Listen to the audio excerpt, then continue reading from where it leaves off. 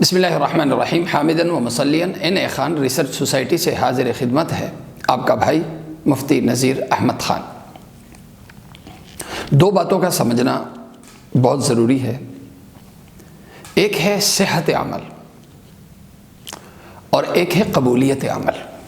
ایک ہے عمل کا صحیح ہونا اور ایک ہے عمل کا اللہ کے ہاں قبول ہونا۔ صحت عمل موقوف ہے ارکان ظاہرہ کی ادائیگی پہ، اور قبولیت عمل موقوف ہے ارکان باطنہ کی ادائیگی پہ۔ ظاہری ارکان جب ٹھیک ٹھیک ادا ہوتے ہیں تو عمل صحیح قرار پاتا ہے۔ جیسے مثال وضو ہے، وضو کے 4 فرض ادا ہوئے، چہرہ، ہاتھ، مسا اور دونوں پیر یہ پانی سے دھوئے گئے تو وضو ٹھیک ہو گیا، وضو مکمل ہو گیا، قطع نظر اس کے کہ وہ جو استعمال ہونے والا پانی تھا وہ کسی سے وہ چھینا ہوا پانی تھا یا اپنا پانی تھا۔ چھینے ہوا پانی سے بھی ہم یہ کہیں گے وضو یہ شخص باوضو ہے، اس کا وضو ہو گیا۔ اسی طرح نماز ہے، نماز نیت سے لے کے جتنے ارکان ہیں سلام تک سب ادا ہو گئے۔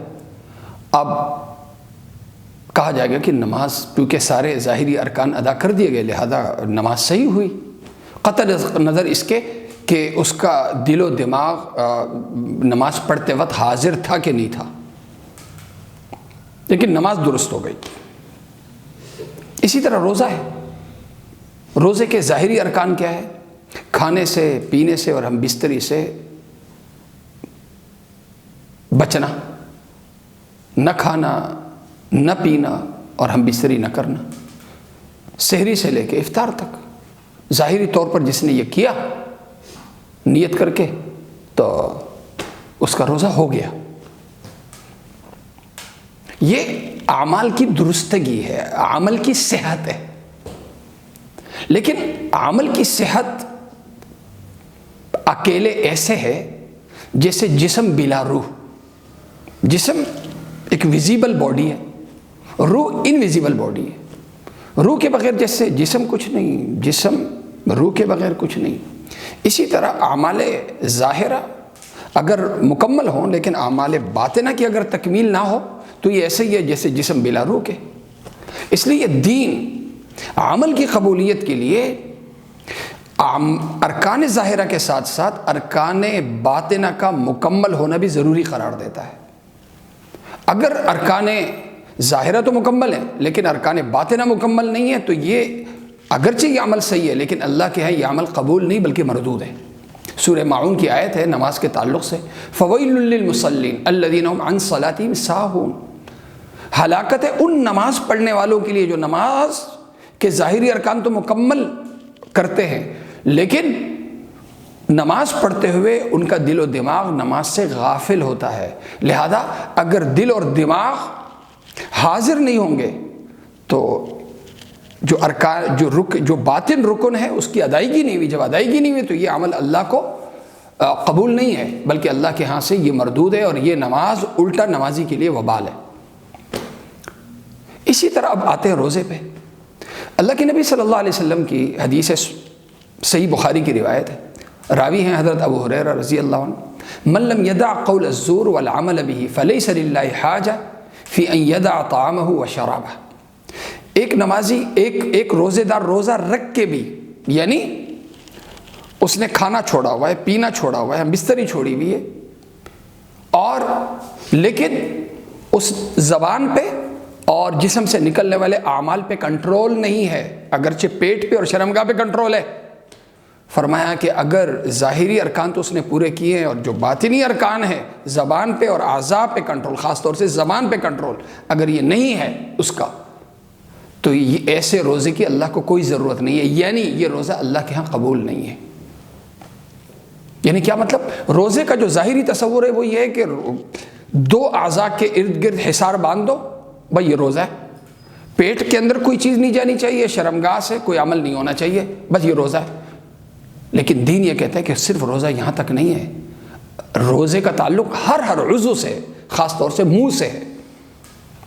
اگر باقی اعضاء کا روزہ نہیں رکھوایا گیا تو اللہ کے نبی صلی اللہ علیہ وسلم نے فرمایا یہ روزہ مردود ہے۔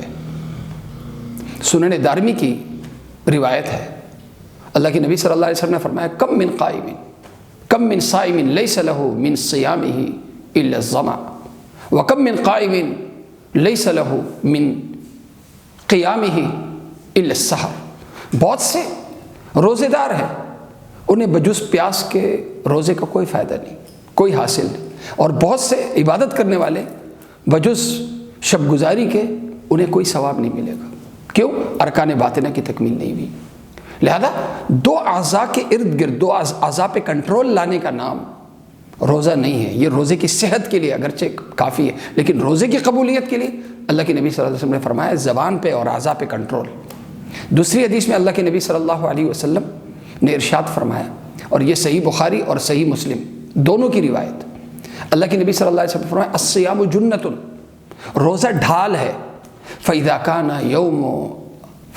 يَوْمُ صَوْمِ أَحَدِكُمْ، تم میں سے اگر کسی کا روزہ ہو فَلَا يَرْفَثْ وَلَا يَسْخَبْ، وہ خواہش اٹھانے والا کوئی کام نہ کرے، کوئی حرکت نہ کرے۔ خواہش یعنی غلط چیز نہ دیکھے، آنکھ پہ بھی کنٹرول، کان پہ بھی کنٹرول، ہاتھ پہ بھی کنٹرول، دل اور دماغ پہ بھی کنٹرول، کوئی غلط چیزیں جان کے نہ سوچے۔ ولا یسخب، اور زبان اور آواز پہ بھی کنٹرول، شور شرابہ نہ کرے۔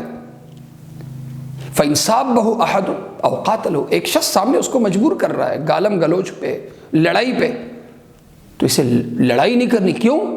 اسے جواب کیا دینا چاہیے؟ فَلْيَقُلْ إِنِّي امْرَؤٌ صَائِمٌ، بھائی میرا روزہ ہے۔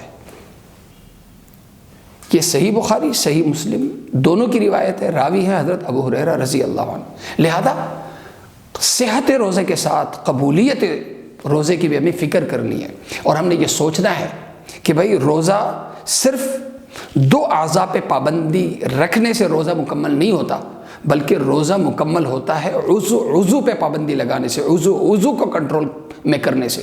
اور وہ اعضاء میں سے خاص اعضاء عضو کون ہے جو اکثر غلط استعمال ہوتا ہے، جس کی تربیت اور کنٹرول کی بڑی ضرورت ہے۔ قولوا قولا سدیدا قرآن کہتا ہے کہ کنٹرول گفتگو ہونی چاہیے، اور وہ ہے زبان۔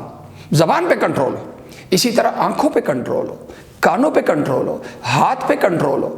اعضاء پہ جب کنٹرول ہوگا تو ذہن یہ ہوگا کہ اگر ان اعضاء پہ کنٹرول نہیں ہوگا تو عمل تو صحیح ہوگا لیکن اللہ کے ہاں قبول نہیں ہوگا۔ یہ ایسے ہی ہے جیسے ایک مینوفیکچرر پروڈکٹ تیار کرتا ہے تو صرف پروڈکٹ میں، یعنی پروڈکٹ مٹیریل کو نہیں دیکھتا، کوالٹی کو نہیں دیکھتا صرف، بلکہ پبلک ڈیمانڈ کو بھی دیکھتا ہے کہ بھئی پبلک کو کیا چاہیے۔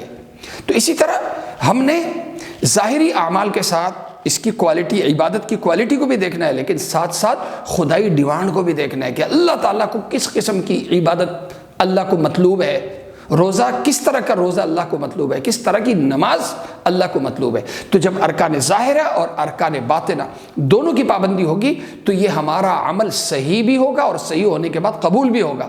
لیکن اگر کچھ پہ کنٹرول نہیں تو اگرچہ فتوے کے لحاظ سے یہ عمل صحیح ضرور ہوگا لیکن اللہ کے ہاں قبول نہیں ہوگا۔ یہ پھر ایسے ہی ہوگا جیسے جسم بلا روح کے ہے۔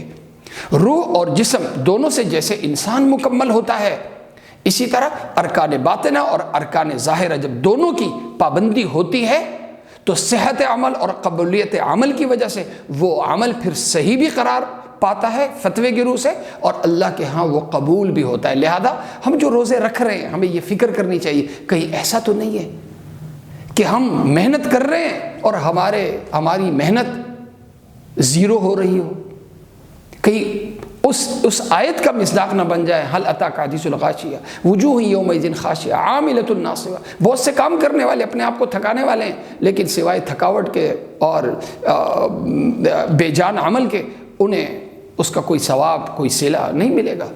تو اللہ تعالیٰ ہم سب کو عمل کرنے کی توفیق عطا فرمائے۔ روزہ رکھنا بھی ہے، روزے کی حفاظت بھی کرنی ہے۔ اللہ تعالیٰ ہمیں 100% صحیح روزے رکھنے کی اور روزے کی جو پابندیاں ہیں ان کا خیال کرنے کی اللہ تعالیٰ توفیق اور ہمت نصیب فرمائے۔ وآخر دعوانا ان الحمد للہ رب العالمین۔